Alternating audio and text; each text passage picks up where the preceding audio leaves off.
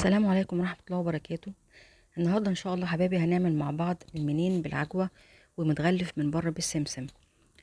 المنين من الحاجات الحلوة قوي اللطيفة، ومقاديرها بسيطة زي ما احنا شايفين. معانا 4 كوبايات كبار من الدقيق، كوباية كبيرة من الزيت، نص كوباية من المية الدافية، معلقة كبيرة خميرة ومعلقة كبيرة سكر ومعلقة صغيرة من الملح، ودول معلقتين سكر بودرة. انا اسفة، لبن بودرة. دول اختياري لو حابة تستغني عنهم. معايا سمسم طبعا للتغليف. هبتدي اول حاجة انزل ب4 كوبايات دقيق.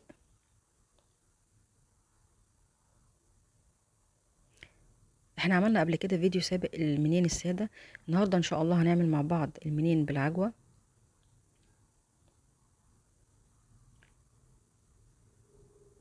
دلوقتي هنزل بالخميرة،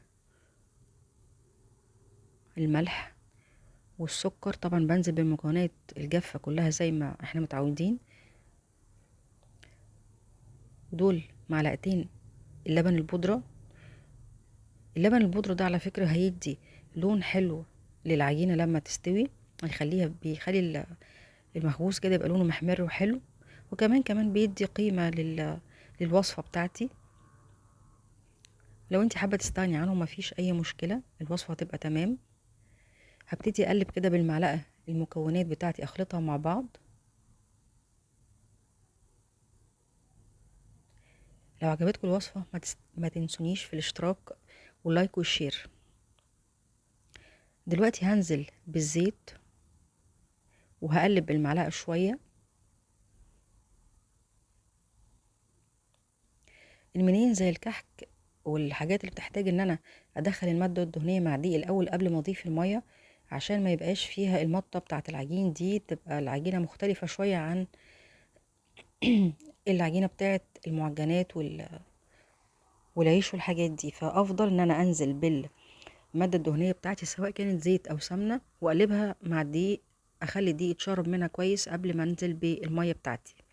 هكمل دلوقتي العجن بايديا عشان ادخل الزيت كويس قوي مع الدقيق.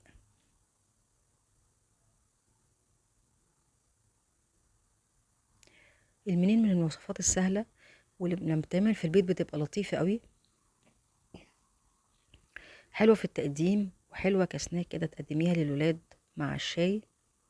دلوقتي هبتدي انزل بالمية بتاعتي، هاخد نصها واعجن، وبعدين هنزل بنص التاني.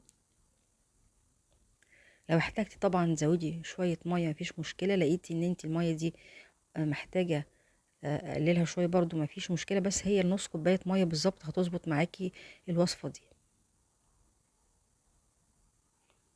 طبعا المية لازم تكون دافية زي ما احنا متعودين، عشان دوت بيزود او بيسرع من شغل الخميرة. هلم العجينة معايا بايديا كويس قوي. طبعا احنا بنفضل نعجن زي ما قلت لكم لغايه لما يبقى معايا العجينه متماسكه ناعمه ما فيهاش اي فراغات، والدقيق بتاعي يلم كويس قوي، ما بقاش فيه اي بواقي على سطح البوله اللي بشتغل بيها. هنا بعرف ان العجينه بتاعتي خلاص اخدت حقها من العجن. وده شكل العجينه بعد ما خلصتها. اخدت بالظبط حوالي 10 دقايق معايا بعجن فيها. هغطيها وهسيبها ترتاح نص ساعه بالظبط، وبعدين ارجع اشتغل عليها. ده شكل العجينة بتاعتي بعد ما سبتها نص ساعة ترتاح. هبتدي انزل بيها معايا على السطح علشان اشتغل عليها. انا هنا هقسم العجينة نصين وهشتغل عليها نص نص، علشان لما افرد العجينة تبقى يعني حجمها معقول، ان انا اعرف افردها واتعامل معاها افردها كويس قوي، ما تبقاش عالية معايا. هلم نص العجينة كده زي ما احنا شايفين، هعملها دايرة عشان هفردها بنشابة بعد كده، وافردها اعملها دايرة سمكها نص سنتي بالظبط مش اكتر. زي ما احنا شايفين العجينة اهي ارتاحت وخدت وقتها، خمرت كويس، بتتفرد معايا، ما بتلمش تاني لما بفردها بالنشابة. ودي برضو من الحاجات اللي بتعرفك ان العجينة خلاص خمرت واخدت حقها ارتاحت كويس، ان انا لما بفردها بالنشابة ما بترجعش تلم معايا تاني. لو حسيتيها بتلم معاكي تاني وانتي بتفرديها، يبقى محتاجة وقت تاني في التخمير، يبقى هسيبها اغطيها وادفيها واسيبها تاني شوية، ربع ساعة قبل ما اشتغل عليها.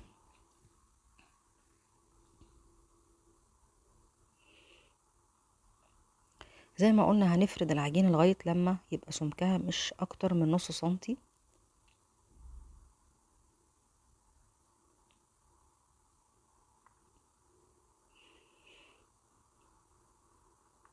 بعد كده هجيب العجوة بتاعتي. العجوة دي انا حطها في كيس حلواني عشان تبقى اسهل عليا وانا بفردها على العجين. دي على فكرة انا مش جايباها جاهزة، انا جبت العجوة وعملتها في البيت. بفصصها واغسلها واحطها على نار هادية جدا واسيبها لغاية لما تستوي معايا. وبعد كده باخدها لما اجي اشتغل بيها، بحط لها معلقة زبدة واديها تقليبة كده على البوتاجاز ادفيها وابتدي اشتغل بيها. بتبقى انضف واحسن كتير طبعا من اللي بجيبها جاهزة المفرومة من بره. دلوقتي بعد ما فردت العجوة على العجينة هبتدي ابرمها كده واعملها رول. بلفها كده لفة كاملة بالعجينة بس مش اكتر، وبعدين اقطع بالقطاعة بتاعتي الرول اللي انا عملته.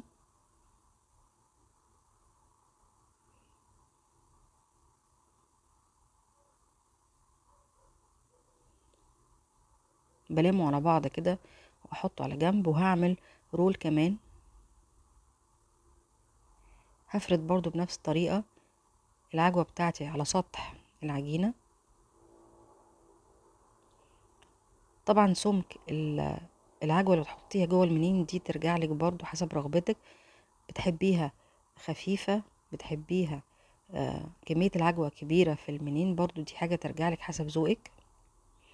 وهلف تاني ابرم كده العجينة، هقفلها على العجوة بتاعتي،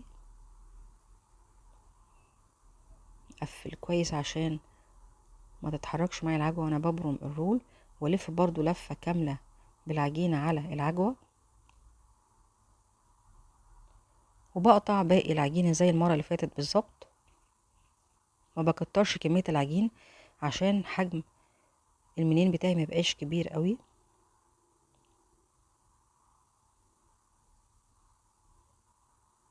خلاص كده انا شلت العجينة الزيادة. هبتدي بقى اخد الرول بتاعي اظبطه، اقفل طرف العجينة بتاعي كويس بايديا كده. لازم اقفل العجينة، اقفل ما اسيبش فيها فراغات، ما اسيبهاش مفتوحة كده، لازم اقفلها كويس والمها على بعضها. وبعدين ببرمها كده بايديا كويس لغاية لما افرد الرول يبقى كله حجم واحد متساوي، عشان قطع المنين بتاعي تطلع حجمها متساوي متناسق وشكلها حلو.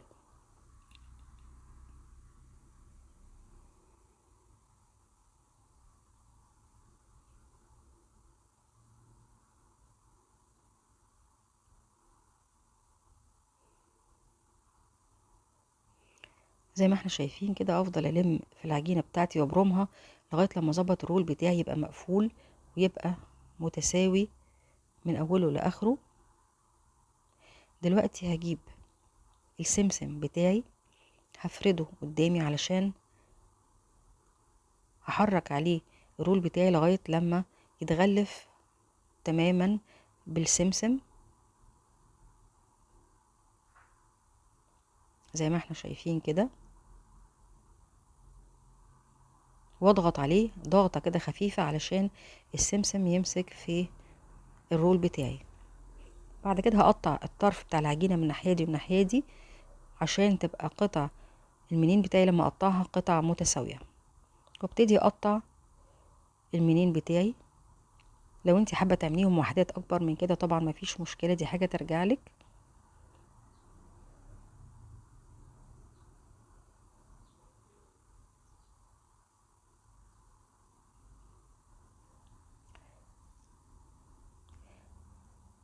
يا ريت يا جماعة لما تجربوا الوصفة دي تقولوا لي رأيكم في التعليقات.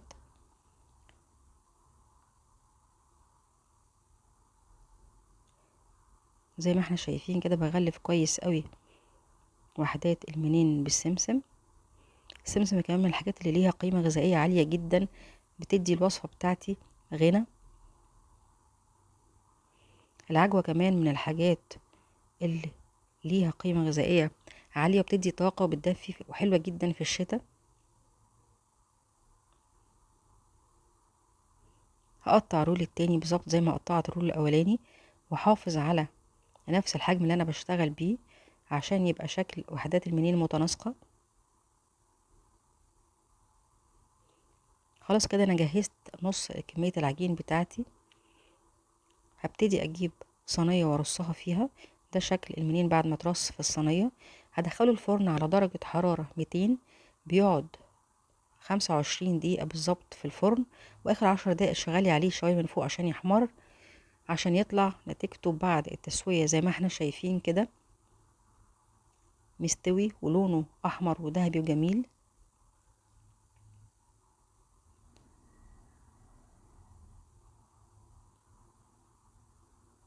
وزي ما احنا شايفين حجمه بيزيد، حاجة بسيطة مش كتير يعني، ما بحتاجش اسيب فراغات كبيرة بين الوحدات وانا برصها في الصينية.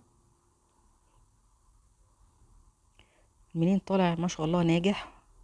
وده شكله في طبق التقديم، لونه ذهبي وجميل. وصفة سهلة ومقاديرها بسيطة، متاحة في البيت عندك، ممكن تجربيها ان شاء الله هتعجبك، وهتعجب ضيوفك وهتعجب ولادك. واتمنى اللي جربها يقولي رأيه في التعليق. وياريت اصدقائنا والمشتركين اللي من دول تانية يقولوا لي رأيهم في الوصفة في التعليقات، وان شاء الله تعجبكم. والف هنا شفا ليكم ولحبايبكم.